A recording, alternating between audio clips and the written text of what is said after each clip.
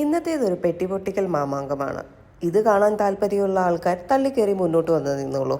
നമ്മൾ മലയാളീസിന് ഒരു പെട്ടിപൊട്ടിക്കൽ എന്ന് പറയുന്നത് വല്ലാത്തൊരു വീക്ക്നെസ് തന്നെയാണ്.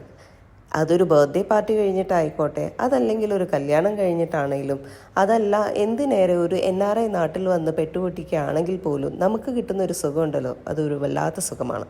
ഇന്നത്തെ പെട്ടിയിലെ താരം മറ്റാരുമല്ല, ഒരു പാൻഡ മിനിയേച്ചർ ഡെസ്ക് ഓർഗനൈസറാണ്. ഈ പാൻഡാസ് എന്ന് പറയുന്നത് ചൈനയുടെ ചില ഭാഗങ്ങളിൽ മാത്രം കാണപ്പെടുന്ന ഒരു ആനിമലാണ്. ആൻഡ് അവർ ബേസിക്കലി ലേസി ആൻഡ് ലെത്താർജിക് ആയിട്ടുള്ള ആനിമൽസാണ്. അതുകൊണ്ട് മാത്രമാണോ എന്നറിയില്ല, എനിക്ക് ഈ പാൻഡാസുമായിട്ട് വളരെയധികം ആത്മബന്ധം ഫീൽ ചെയ്യാറുണ്ട്. നിങ്ങളിൽ ആർക്കെങ്കിലുമൊക്കെ അങ്ങനെ ഫീൽ ചെയ്യുന്നുണ്ടെങ്കിൽ ഒന്ന് അറിയിക്കാൻ മറക്കരുത്.